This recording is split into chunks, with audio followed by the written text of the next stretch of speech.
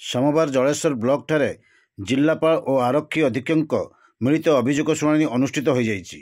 एही अभियोग शुणाणी कार्यक्रम में जिलापाल सूर्यवंशी मयूर विकास, आरक्षी अधीक्षक राज प्रसाद, जिला परिषद सीडीओ विश्वरंजन नायक, उपजिलापाल प्रथमेश अरविंद राज सिरके, जिला मुख्य चिकित्सा अधिकारी डाक्टर गोपीनाथ परिड़ा समेत समस्त विभाग विभागीय अधिकारी प्रमुख उपस्थित थिले।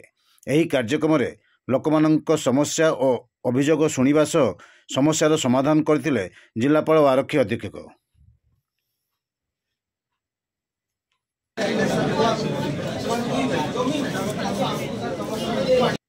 प्रोसेसिंग